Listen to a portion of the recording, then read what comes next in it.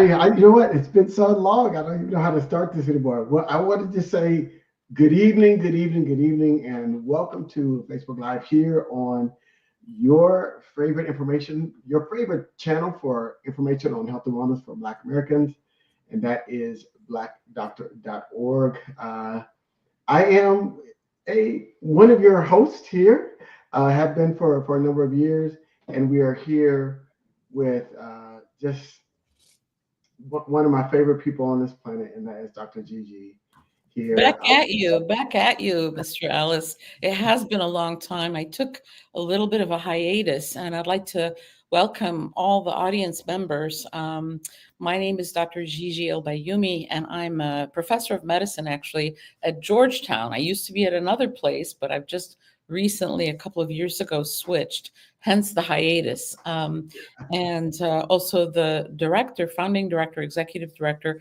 of the Rodham Institute. On our website, our new and improved website is about to go live, so please look for that. It is the Rodham Institute is dedicated to improving health equity, which I know maybe sometimes now it's not a good word, but it's still an important one to us, through education and community partnerships. So we have about 140 community partners in the DC area. But so that's me, to reintroduce myself.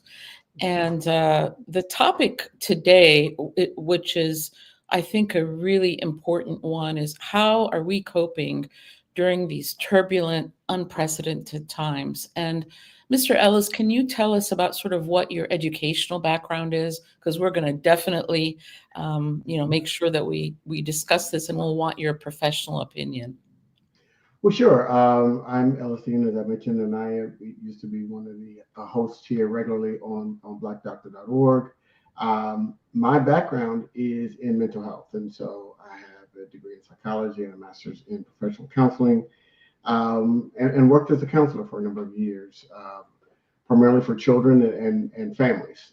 So we talked a lot about it, and I brought that with me even in hosting, because in counseling and in when you're hosting shows, you have to ask the right questions, because the right questions get you to the answers and to the solutions that you need and that you're looking for. And so it wasn't an easy transition, but it definitely was something that I was able to bring those skills here. And in these times, particularly when we have words that are being banned, but yet we're decrying free speech simultaneously.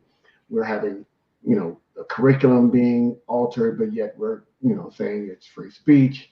There's a lot of things, a lot of contradictions that are happening in our society right now, and we don't really know how to process it all because it's happening very, very fast. I think we're still within the first 100 days of the newest administration, and a lot of things have happened, and a lot of, challenges. A lot of families are meeting challenges that they hadn't had to before. So how do we do that? How do we do that even if we're not being impacted currently? Could you, and if you are being impacted, how do you cope during these times? So we're going to really dive into that discussion tonight. Yeah, I forgot to mention that I'm a general internist with a pretty busy practice. So, one thing about being a physician, especially when you're sort of on the front lines as a generalist, is it's like keeping a pulse on what's happening. And people are really suffering right now. But before we get into the specifics of now, I want to back up a little bit, because we are coming into this time and place with the experience of COVID. Yeah. And COVID really did a number on our society, because I don't know about you, but I don't socialize in the same way that I used to. People's habits have been thrown off. The commutes and everything on Zoom. And, we lose something through Zoom. We really do. Yeah. I met somebody today. I was at the American Diabetes Association Summit on eye health, because diabetes is the number one cause of preventable eye disease in the United States. And I met somebody that it's like I had this whole relationship with her, but I actually had never met her in person. And the thing about that is, like, you don't remember people in the same way when you see them in real life versus Zoom. And so I'm like thinking, what's her name? What's her name? And I'm usually pretty good on names. And then finally, okay, it all clicked together. But I want to just talk to what has happened to our brains during COVID, Okay. because COVID is it's a virus, and for people who got infected with it, it's kind of like shingles. It still is in our brains and in Right. our nervous system, and there are some people that were profoundly impacted by it. And I've seen patients who are still dealing with long COVID, chronic fatigue, affecting on mood. But for all of us, because of our social isolation, our collective brains shrank in those 3 years. So, why is that? So, let's look at the neurobiology, because I think it's important that we understand, what's happening to our brains, because there is so much self-blame, shame, and so forth around issues of mental health. But if we understand better, what are the changes, the physical, chemical, emotional, psychological changes, we can kind of, take it easy with ourselves, right? Right. So the first thing is to understand, how do we have the mood that we have, right? Our brain is basically bathed in a soup of neurochemicals. Some of these you've heard of.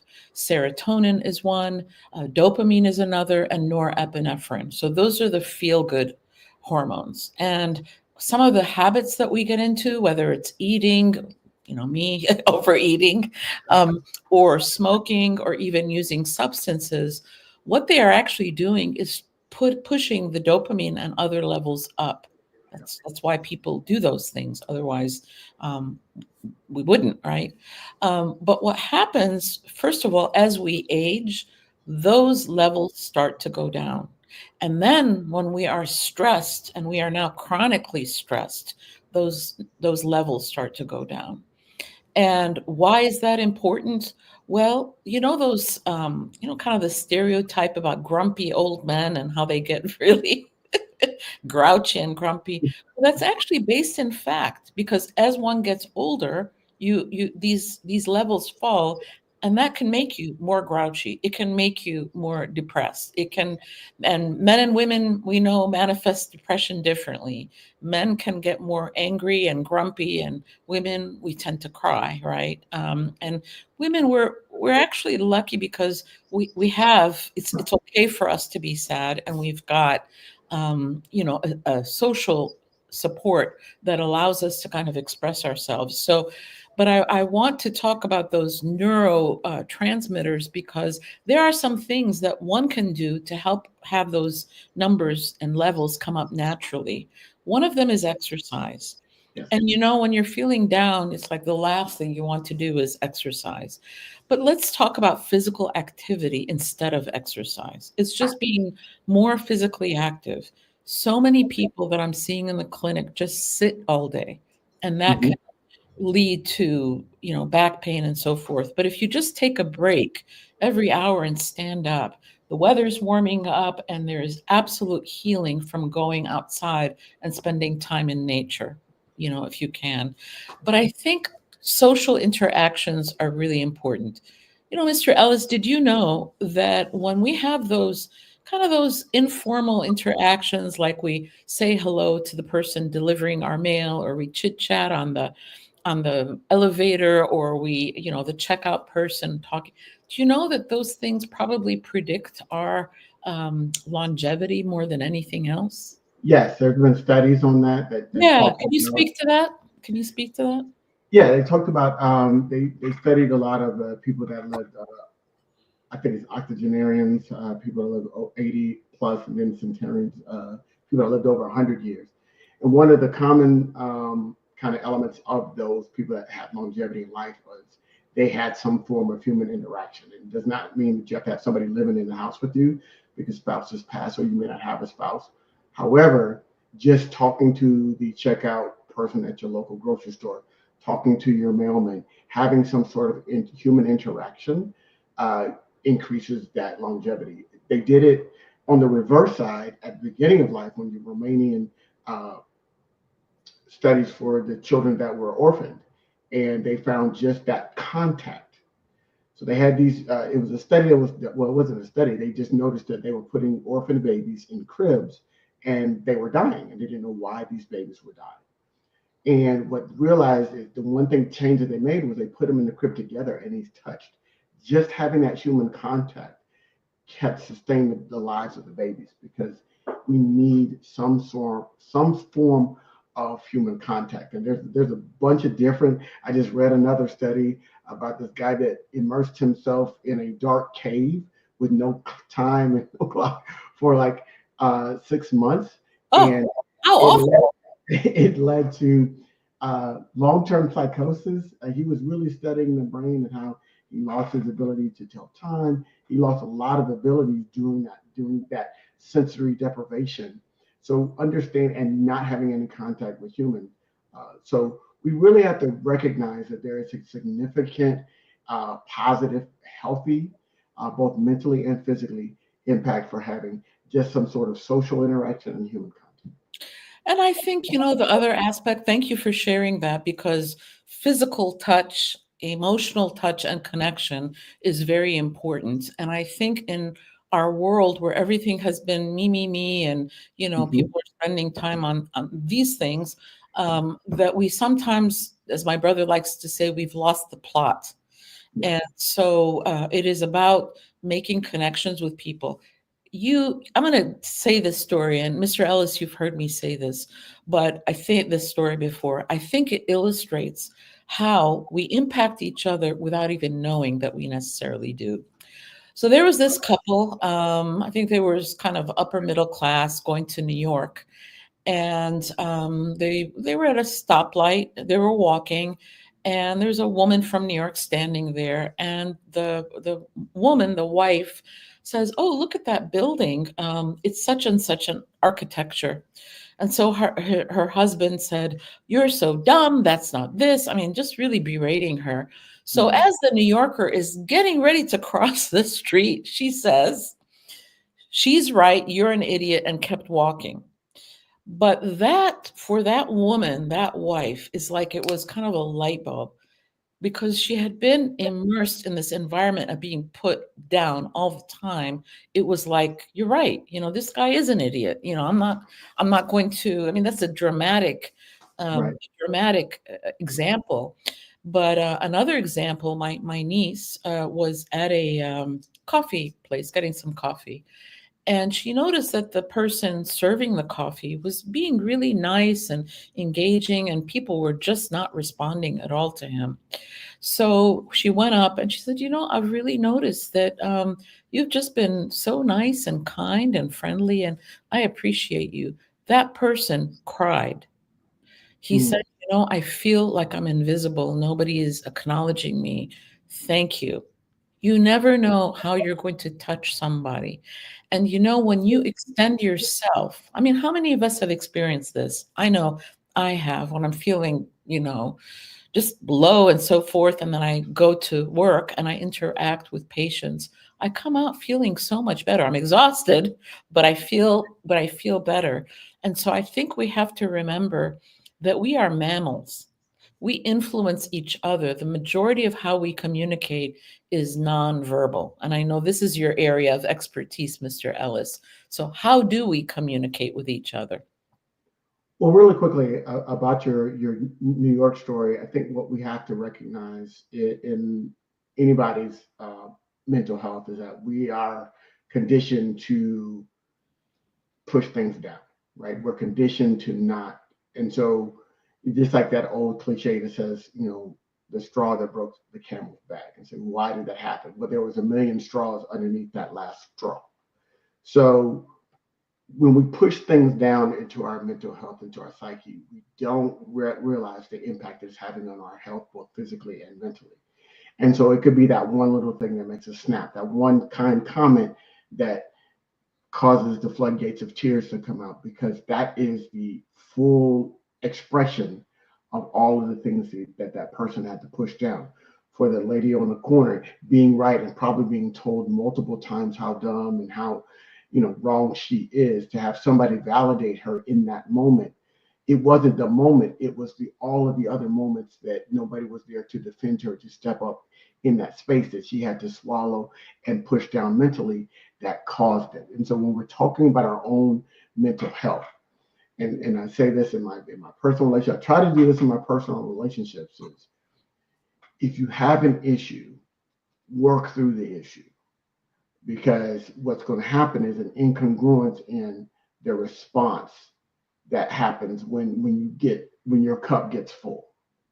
And so if you're in a relationship, for example, and you and your partner are arguing, and you go, I'm just gonna let that go. It's not a big deal. I'm not gonna fight.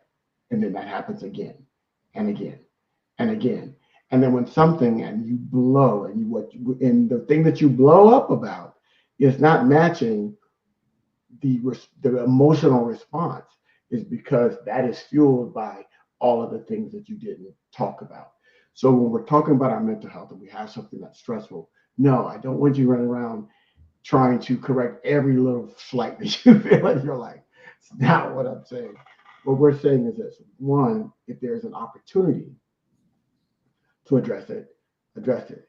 If not, then what Dr. Gigi is talking about, there are some ways, some coping mechanisms that we're going to talk about tonight that you can do to help reduce the stress of you just pushing it down. And then that pushes us towards those unhealthy coping mechanisms like drugs and alcohol or smoking or anything like that. So exercise is a nice dopamine release, as we talked about those chemicals in the brain. The reason why you feel good after exercise is not because you finally did it. That's part of it. That's part of it. But the other part of it is that when we exercise efficiently, the brain releases dopamine. And then now we feel good. Let's continue that, right? And I know it's tiring, but that other thing that we're going to talk about that is good for your mental health is sleep. Exercise, dopamine, you feel good. And then your body, your rest that evening is going to be a lot better because it reduces those stress levels. Your body feels more exhausted, and you can have those couple of REM cycles that you need in order to flush out all of the kind of toxins that we've been through the night. And so you refresh, particularly in the brain, and then you'll have a better, more refreshed morning. You notice how you feel when you have a good 8 hours sleep and you've exercised the day before. We want to continue that because that goes a long way towards us keeping our mental health intact. Mhm. And again, it doesn't have to be exercise where you go to the gym. Because, I mean, a walk for 10 minutes. The good thing about exercise or physical activity, if you do 10 minutes of walking here, another 10 there, it's like you've been involved in physical activity for 20 minutes straight. So we reap the benefits. And it doesn't, all this stuff about 10,000 steps. It turns out that just 5,000 steps, which is not that much, or even 2,500, can make the difference. So I want to come back to the sleep because this is usually what gets my patients' attention. Um, First of all, people say, "Oh, I've got to do all this stuff at night because if I don't, blah, blah, blah." Do you know that if you are tired, those last 3 hours when you're doing things, if you simply slept, you could get that done in a half an hour after rest. So we think that we're pushing through it, but actually, you're not efficient at all. The other thing about sleep is that not sleeping is a risk factor for dementia and Mhm. memory loss. So I would, if any of you haven't seen this movie, I would really suggest that you do. It's a kids movie called Inside Out, and it's basically about the brain, and it's all cartoon characters. It's really cute. And what they do is when the main character is sleeping, they show these people that are basically cleaning the brain and getting rid of all this stuff that's accumulated at night. But that's something important to know that that's what's happening. I also want to talk a little bit more about the brain before we get into sort of the cumulative effects, and maybe we can have people call in to share some of their own experiences. But there is this idea of the part of the brain, there's the part of the brain called the amygdala. It's like a walnut shaped structure. Mhm. And that is responsible for allowing us as human beings to survive. We've heard about flight or fright, right? So that if there's some danger, like a bear is about to attack us, we can either stay hidden, right? and or we can run. The problem, though, is that we can have those reactions to situations that, don't require us to respond in that way. In other Right. words, you're basically secreting these hormones, which are stress hormones. And what do stress hormones do? They're not good for your brain. I mean, they're stress can be helpful because it's a survival mechanism. But if you're always having the same reaction to stress all the time, that's not healthy. What does it do? It can cause you to hang on to weight. It's not good for your mental health. It can affect your blood pressure. There are all kinds of things that can be impacted. So I'm going to tell this other story, Mr. Ellis, that you've heard me say, and it involves my niece who was 8 at the time. So she goes to DC public schools, and there was a teacher that had something called peace class. So she was learning about the amygdala, and when it's fired, how do you kind of calm it down? Well, you have to talk to the prefrontal cortex, the front part of your brain. So anyway, she calls me one night and she's like, Auntie, I smell smoke, electric smoke in the house. I said, Oh, did you tell your mommy, my sister? Yes. And she says, Don't worry about it. I said, Well, let me talk to your mother. I said, Mona, what's going on? Oh, she's exaggerating. I said, Mona, you need to call the fire department. Why should I call the fire department? I said, I don't know. What are they going to do? I said, they'll come and they'll assess the situation. Okay. Calls the fire department. They get there and they said, if you had not called, this house would have been gone in 15 minutes. Mm. Called my niece back. I said, "Wow, I'm so proud of you. You saved the family. How do you feel?" She says, "I'm still very nervous." I said, "Okay. So what did you learn in peace class?" She said, "Well, she's like crying. I learned that my amygdala fired so that I could do this, but now it's still firing." I said, "Okay, so how do you get it to, calm down?" I talked to my prefrontal cortex and I said, "Okay, how do you do that?" I breathe. I said, "So let's breathe together, right? Because most of us are breathing up here. We're Right. holding our breath. And just the simple thing of just taking deep breaths calm her down, and she felt a lot better. So knowing this about how our bodies function is important for us to be able to take control of our own responses. So I'm going to share one thing that people can do. It's called the relaxation response, and there are variations on the theme.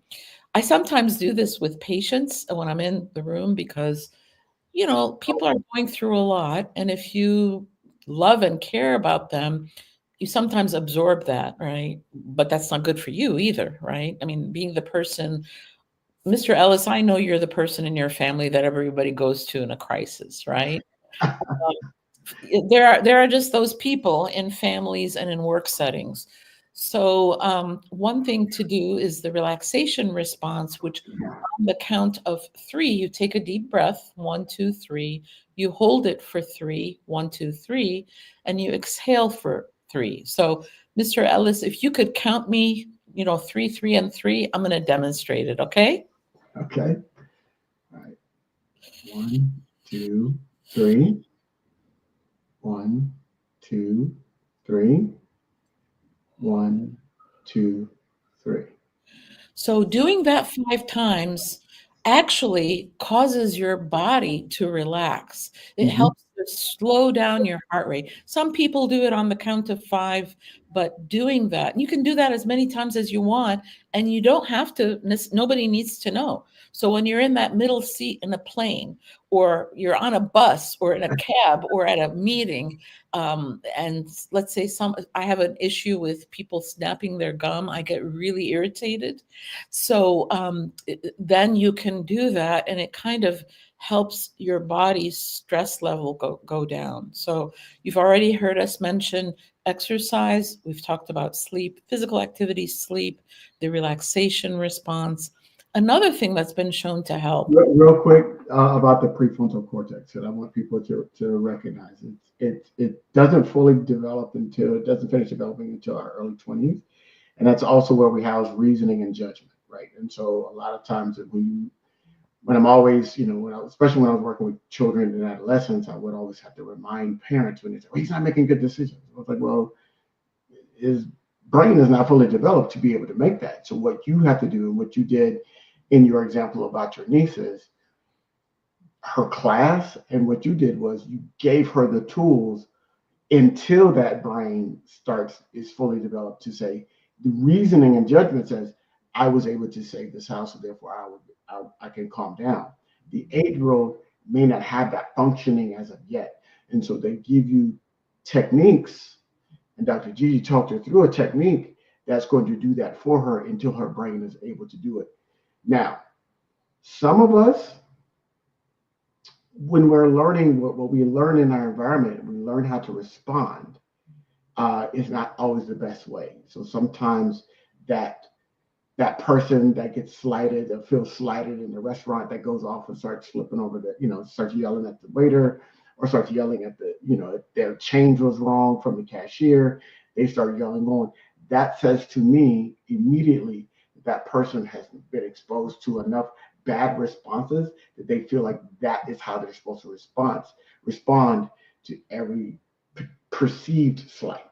And so therefore we have to mirror and basically show our children and each other how to respond appropriately at an earlier age, and so therefore we can assimilate that into that reasoning and judgment as our brain is developing and say, okay, here's the appropriate response for each situation. And if we don't do that, if we only have one response, which is anger and disruption, we're going to do that every time we feel some sort of emotion, whether it's happiness, whether it's any type of negative emotion is going to be met with the wrong response. That is incongruent, and that's how people get in trouble. Is that our responses are incongruent with what's happening around So I think it's important to talk about the reality of what's going on now.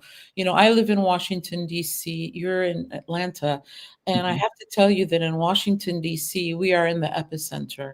Yes, We are being erased, everything is being whitewashed. You can actually feel it walking down the street. And even the way that people are people like everybody's frowning, people are making less eye contact, people are sad. And so it's important for us to know that, and this can happen to any of us at any time, right? That something has been going on and somebody does like this, and you basically react in a, right. I would say, in a maladaptive way, right? Because Yeah. it can cause more problems. But I think that especially for members of the African diaspora, this is not like previous times, I mean, modern times, because what's happened is that it's so personal. It's so personal. Everything that's being attacked is really about Black people, people of color, and women. I was talking to somebody today, and she said that all of the funding from the NIH that has been cut has been actually most of the researchers are of color and of women. So yes, they say DEI, but we all know that that's code for basically erasing erasing history, erasing being seen, erasing the work that has been done. So it's like it's almost crazy making. It's that term gaslighting. Do you know where that term comes from, by the way? Come from a movie. Yeah, so you should watch this movie because it's really good. It's a very old movie Yeah, from an older movie. I've never seen the movie, but I did learn where the Oh, term you came gotta from. it's a good movie. So this guy who is he is a piano instructor, basically is in love with his student, and she's very beautiful. She's a lot younger than him, and so they get married. And then after they get married, he's like trying to make her go crazy because he wants the house which is her house where she lives, because there was some jewelry that was hidden. And so he like will put something, he'll give her like a brooch, and then he'll take it and hide it. And he'll say, Paula, what happened to that brooch? And she's like, well, it's right here. Oh, and then she can't find it, right? And he's like, oh, you must be like your mother because she was hospitalized because she went crazy. So that's gaslighting, something that you know is true and you're being told the exact opposite. So that's really what's happening to us right now. We know what the truth is, and yet all the messaging is being, changed. And the thing that's really distressing and really upsetting, having that African American Museum through the Smithsonian was something really important, right? To learn about the experience, and just there's nothing to me in the history of humanity that it even begins to come close to the experience of members of the African diaspora. There isn't, just by length and severity and so forth. And they want to shut that museum down. So it's like you don't exist. You're here just to basically do what we want you to do. And by the way, we're going to cut everything, all the services. And people tend to think about this as, race, which a lot of it is, there's no doubt. But there are lots of other people that are being impacted, disabled people, elderly Well, people. the research shows that I know that that in many things that they want to cut, they are understanding that racism is America's original sin. I feel very comfortable saying that because those people that do still engage in racist practices, they know if they put a black face on it, then they can get a significant portion of America to either reject it or to have apathy, right? They're not actively rejecting it, but if something bad happens to those black people, then they're not worried about it, right? It's not impacting them, and that's what's happened. So they put the black face on DEI on that terminology when the research shows that black people are fifth in line with regards to benefiting from DEI programs. Number one are white women, and then the disabled, Hispanic, and it goes all the way down. And then you get to fifth, and some reports even say seventh of all of the affected groups that fall under the DEI umbrella. So when you think about it from that perspective, you say, okay, black people aren't really benefiting from DEI, but you put a black face on it. When you start removing it and from what the things that they can control, people, the apathetic people say, oh, and now they're being affected. Exactly. Now they're being impacted. And so they're like, what's going on, black people? It's like, and from, my small perch, black people have disengaged because we've been sounding the alarm. We've been sounding the alarm since 2016. One of the things that I said earlier when he won the presidency, and I had this back and forth with a high school classmate of mine, was the president.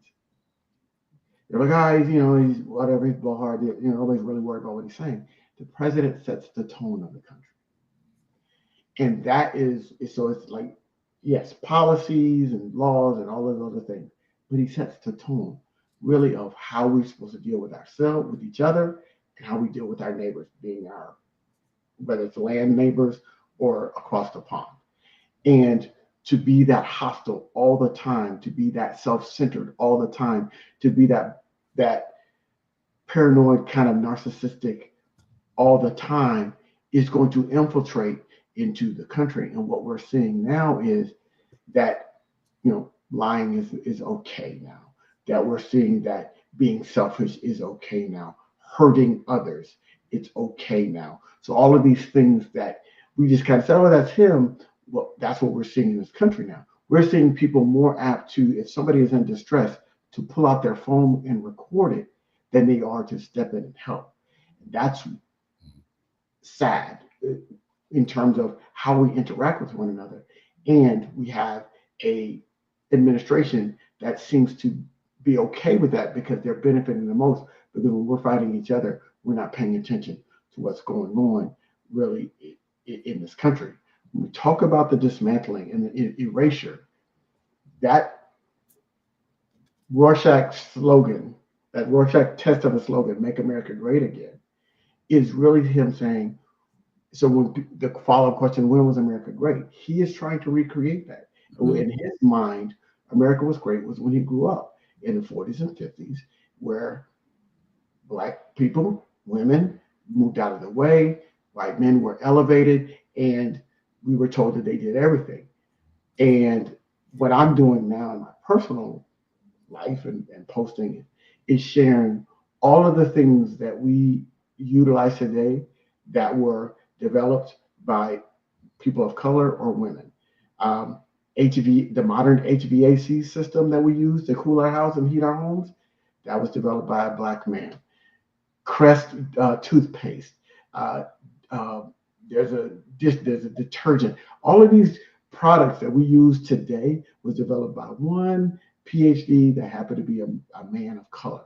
And so, but what we do when we're told that you are part of the society, that you didn't do anything great, and that when you get told that so much, what the mind does is it fills in what you've been told who's the best in this country. And so if you didn't know that a black man created the HBA system, you're going to assume there was somebody white and a white man. Oh, it's somebody white did it, right? You didn't know that Thomas Edison tried to hire and buy a black man's research and work because it was better. You didn't know that the term the real McCoy was because Elijah McCoy created the best engine for trains, which was the number one mode of transportation. And the white conductor said, no, is this engine the real McCoy? That's where that phrase came from because they knew his train engines were the best. And there's Frederick McKinley, and I can go on and on and on. Ultimately, what we're talking about here is the basis of self esteem. And the basis of self esteem is, do I feel confident in my ability to be able to be the best expression of myself? Do I feel like I have enough to make an impact on the world that I live in? And if you've been constantly told, or if the books that you're reading don't have any representation of you doing something, somebody that looks like you doing something special, the likelihood of you feeling like you could do it diminishes significantly. There are few that rise above that. There's very few people that call resilient. And there's a whole body of work talking about resilient children coming from, and we see those stories all the time. And the reason why we know those stories is because they're rare. The reality is that or not seeing a representation of yourself is going to diminish your ability to rise to the next level. The people that are doing this know that. They know the research, because they're all Ivy League educated, even though they tell you not to worry about education. Mm-hmm. So what we have to do is recognize that A, this is not by happenstance, this is by design, and B, fortify ourselves to be able to overcome these challenges by one of the things I'm doing personally is I'm learning all of the things that, I'm teaching my children those things that Black people have contributed to this country. So their self-esteem, self-worth is built upon a solid foundation because you can take it out of books, but you cannot take it out of what happened in history. And there's a lot of books that they're going to have to burn and steal and hide and change in order to do that. And so we really have to fortify ourselves. I'm sorry, Dr. No.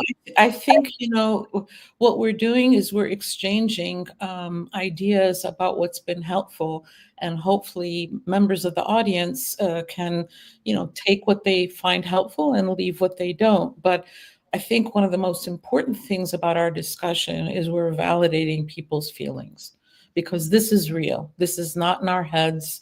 Nope. This is crazy making. And the thing that really is disturbing to me, of course, it's all about, people wanting more and more and more, money and power. But the MO of humiliating people and the cruelty of it, to me, is unbelievable. And, when I think about these individuals, I was just reading, actually, did you know that the president, as a 5-year-old, was throwing rocks at babies? They're very disturbed. They're disturbed, and the people around, him. If you look at their personal lives, there's real disturbed pathology. But as you said, you take that and put that in somebody who's in charge and has such an influence, not just on the United States, but now on the rest of the world. It's like, I've been joking, but it's not funny, that those mechanical bulls. I feel like be on a mechanical bull and not a real bull, because a real bull would get tired. Right. It's like it's constant. It's never ending. The So, narcissist is fueled by praise. So when we're talking about from a mental health standpoint, the narcissist is a personality disorder. So from a mental health standpoint, there's two types of disorders. There are those that like depression, schizophrenia, and things like that, that are your kind of your medical disorders, just for a general term. And then what you have is a group of disorders that are called personality disorders, like histrionic, um, narcissist. Those are kind of two big personality disorders. Borderline, you hear that as well. That's another kind of very popular personality disorder. The hardest thing about personality disorders is they're developed much through the upbringing, right? mhm, Through how what was allowed. So if that person grows up and they start feeling like that they are the center of attention, that they, and that everybody must cater to my needs, then they can develop into a narcissistic personality kind of disorder. You can look up the traits that go into it. If you looked it up, and I posted this years ago during his first term, and it read like exactly what he's doing. And so um, when we're seeing that type of, and then I watched the video of them sitting in the in their meeting, and it went from everybody just singing his praises, and he's sitting there because that's what's fueling him. And anytime you don't, the narcissist reacts very, very in a very, very harsh, violent way if you do not praise them or if you do not give them what they feel that they deserve, which is praise. And so he creates a fire, puts it out, and wants praise for putting out the fire, not the fact that, and then he lies about having created. And so you get into kind of vicious cycle. What I saw in that room was that protectiveness that says, hey, if I don't do this, there's going to be some significant consequences.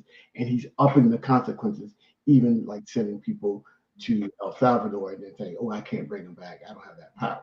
mhm. So we that is where what we have to do in terms of protecting ourselves. Now, doesn't mean we run, because if we run and hide, then they're going to feel empowered to do that, because that those types of regimes are fueled by silence, not fueled by resistance. But we have to be resist in the right way. The way I'm resisting is by just educating myself. So you can't gaslight me. If you want to put up the statue of Robert E. Lee back up in Virginia, that's fine. That's not going to change the history of the Civil War. That's not going to change the history of all of the people of color that fought for our freedom. That's not going to change the history of the transatlantic slave trade that went on for over 260 years. That's not going to change that history. You putting up that statue, or you changing back the name, or even erasing, you know, people of color from the military history, that doesn't diminish their service. We have to understand that and hold that. That's why I wore this shirt tonight. It says, you are enough.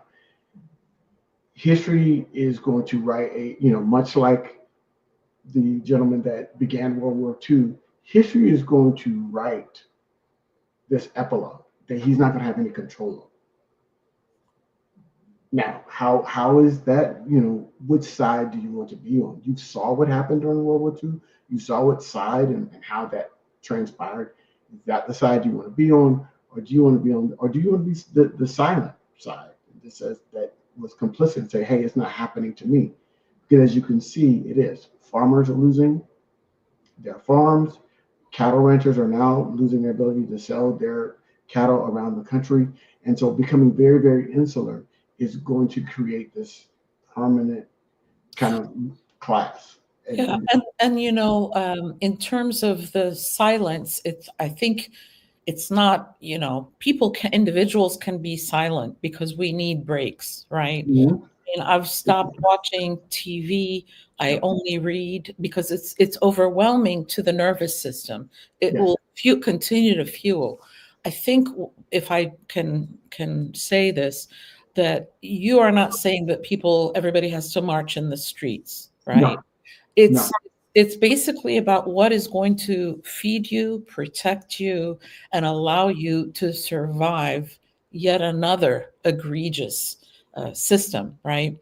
And so one thing that I do is, what's happening in Palestine, of course, is the ultimate of a people not even being seen as important, Right. right? And not visible. So I look at somebody like Nelson Mandela, who was imprisoned for 23 years. How Mhm. did he cope? And how did he not get completely, just erased in terms of him? How did people, during times that were challenging, whether during slavery or civil rights, or how did they cope? What are some of the things and that they were able to do and transcend? Well, one of them is really to be able to be together and to, as you Mhm. say, know one's history, right? I mean, you hear me say this all the time, but as somebody of Egyptian heritage, we think that the sun rises and sets on Egypt, which it does. But one of the things that gets on my nerves is how they never mention ancient Egypt. It's always the Greeks.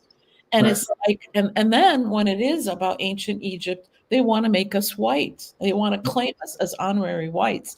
So it's this kind of thing where over and over and over again, even if you know yourself, I don't have the experience of the African diaspora as somebody who has experienced it kind of vicariously. It is such an insidious and um, destructive thing. And so the only way that we can fight it is to know ourselves, know our Mhm. history, get educated, find out about personality disorders, energy vampires. There are ways of dealing with people with personality disorders, right? So, how do we do that? What's more effective? Because if you go on the ride with somebody, you will be impacted. If you Yeah. go roller coaster, right? So you have to figure out a way of coping. So let's talk about the borderline personality disorder, or personality disorder. Mhm. What are some effective ways, and where can one find information about how to deal with somebody who's got that issue? Well, you can go to the American Psychological Association website, which is apa.org. Very, very simple. And you can search for articles and research about all of the borderline, all of the personality disorders. And then there's probably a lot more coming out now because what's happening in this administration. Other things that we can do to cope. I'm like you. I read. I don't watch programs, and I try to. I would say reduce social media. Because one of the things that happens is that vicarious trauma. Um, as people of African descent, from the descendants of enslaved, we already have a vicarious trauma that has been passed on, and it's not from 200 years ago. It's from my mom. So it's not that far ago, and that's one of the gaslighting techniques that's been used on people of color, particularly people of African descent. Is, oh, it was a long time ago. No, it wasn't. My mother talked about living under Jim Crow and what they had to endure. So those are the things. So read first to eliminate the other opinions that come into that, so you can formulate your own opinion and you can take it in a small amount of chunks. The second thing I would say do is find activities that you can enjoy that don't require a significant amount of expenditure. Because if you're trying to save up for this activity that's going to help you reduce stress, you're going to be stressed all the way into it, and you might not get the most out of that activity.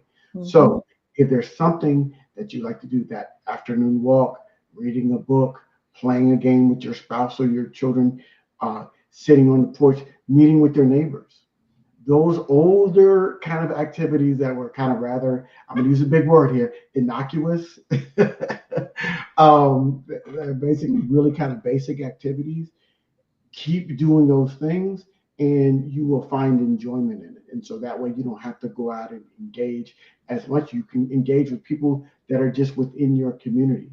And those are the type of things. Lean into your church community, whatever those communities that you have, but find those kind of lesser activities that you find enjoyment in and continue to lean into those, because that will, you know, when we would work with addicts, that was one of the things we would do with addicts, is because addicts, particularly drug addicts, that high was so great that what was hard to do was just replace that.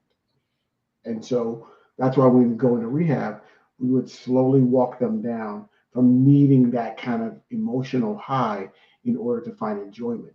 So we would do quiet walks. We would do, lowering that threshold to where you could find enjoyment in activities that weren't as like being on a roller coaster. That's excitement.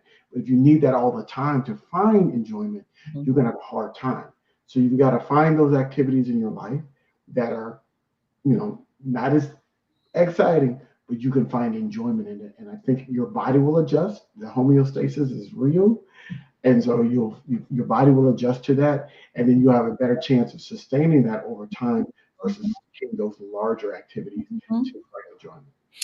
Well, so, you're giving such great information. We only have about 5 minutes left, but I'm thinking that we should have a part two of this because I feel like in some ways we've just touched the surface. Or we didn't even talk about, people who are struggling with depression or other Oh mental yeah.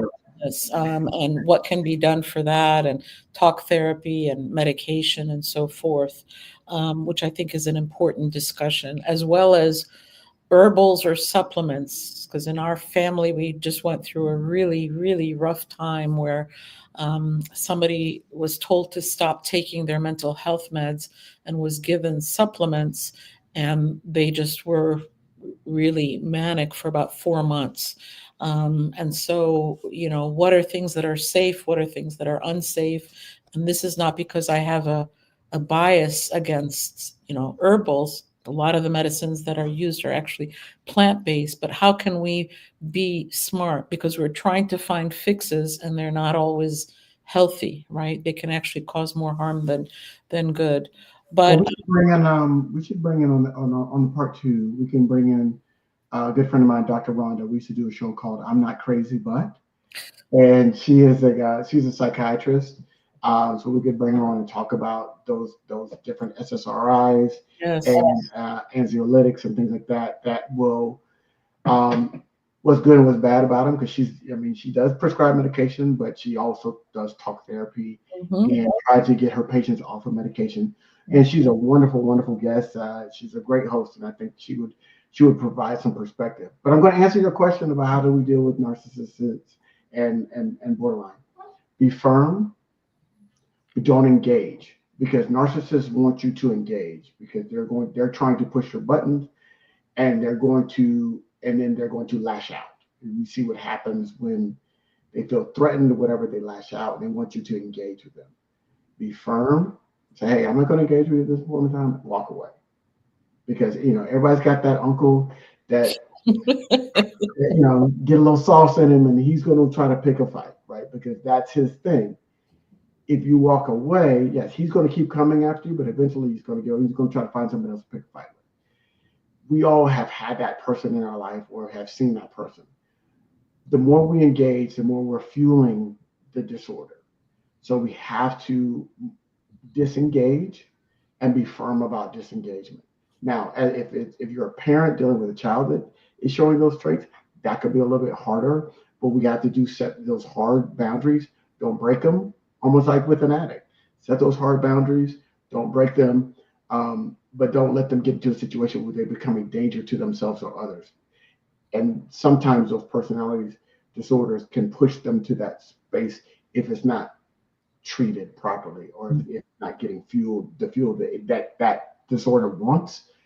So we have to be very, very careful. And I would say talk to a counselor, get some advice, whether it's from a psychiatrist or from a licensed counselor in your area, to help. A support group helps a lot because it is ongoing. Personality disorders are not something that they can just take a pill and get over. It is an ongoing thing, and you have to really get that. Make Mhm. sure that you're treating them, and that they're treating you in the way that you want to. Yeah, and there's phrases that can be helpful. In clinic, and when I see patients are bringing so much to the visit, right? And uh, I always tell, students or residents, things may be directed at you, but they're not about you. Right. That's easy to say, very hard to do. So when somebody is going off, or is stuck, and basically is looping around, and and putting all that to you, what I say is, and then you don't have the time, you can say, you know what, I would have liked to listen to you, but unfortunately we're going to have to stop, or perhaps we can talk again, or just there are phrases that you can use if you want to get some great techniques. If you look up energy vampire, and by the way, we can become energy vampires ourselves depending on the situations. Don't you sometimes feel like, I'm sick of hearing myself talk, and I'm not going to burden other people with this? Sometimes it happens. Oh yeah. So what are It's the terms that one can use that can be effective when you're dealing with that? I feel like we're all bumper cars, these days, just running into each other, and we've got so much, it's not going to take a lot to make us go off script.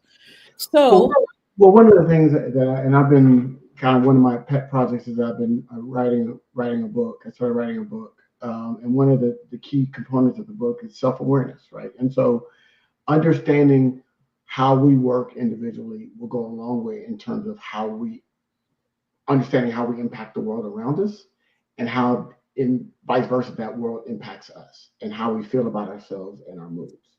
And so, but self awareness is a process.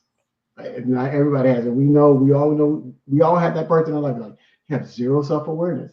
There's that person. I had some guy walking the other day. I was in an appointment, and he just walked in and tried to get what he wanted done in the middle of my appointment. Now, thankfully, that's not self-awareness. That may be something else like racism, but okay. but yeah, so it was really kind of okay. It was a moment, but he was like he felt like his needs were more important than what I was handling at that point in time. Um, so self awareness is key, in my opinion, to really having that starting that building block of having a more fruitful life.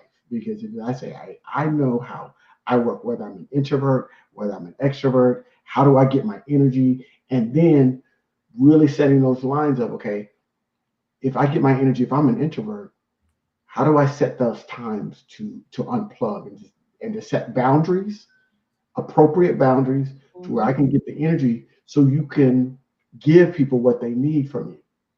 As an extrovert, how do you build in, you're going to get that energy, but sometimes you do need that time to step away because you can't get it all the time. And because that causes burnout, right? You can't get all that dopamine, and from the extrovert, you're like, you start going crazy. So, how do we really set those good boundaries? How do we know ourselves? And sometimes the environment that we grew up in doesn't provide that for you. Can you do it in counseling? Absolutely. Counseling, I would say, but if you can't do it, then what I'm trying to do in this book is give people some real good techniques. And we'll talk about that on our next show. Really, how to identify what makes you work, and then how does that impact how you interact with the world and how the world interacts with I cannot wait to read your book. I'm sure it's going to be wonderful. And the next show we'll talk about some other books that are out there that are you. helpful. Yeah. And remember, when I'm really, really stressed, journaling is something that people do. I find I don't have the patience, even, especially after COVID. One's attention spans have gotten so short. So here, I'll write all the things that are bothering me, bullet points. I'll Hmm. rip it up. If things are really bad, I will burn it. Yeah. But there's something about externalizing that's actually effective. Yes. So, in closing, I want to thank Mr. Ellis Dean. It's so good to be back with you and having this really important conversation. Thank you to our audience for tuning in. The next time when we have part two of this discussion, I'd really like to be able to hear from you, and people can share what's worked, what some of their frustrations are. But just remember this: we are in it together. We are we are each other's lifelines. We are each other's salvation. We are each other's lifter uppers. So when I'm not feeling great, Mr. Ellis, I can lean on you, right? And these days I've been going through a lot. I've had some family issues, and it's been hard. But the way Mhm. that I dealt with it is I told people about it. I say, look, I need a pass. I'm not my usual self. Yeah. So being, I think, honest, but look, I almost feel like we're going into part two and we're out Yeah. of. Yeah. Only So thing I would say is I wore this. I normally, I'm normally wear a nice collar shirt or whatever, but I wore this particularly for this show tonight because this is something that you are enough. And that's what, if you can't read it, it just says you are enough. Sometimes we don't feel like we're enough to be able to get through the day, to help our family, to help our children, to help whatever we're stressing about. Just know that you are enough, and that if you say that to yourself out loud, you'll get through it because you're going to manifest in your life whatever you say. So if you're going to say, "Oh, I can't do this, I can't do that," you're not going to be able to do it.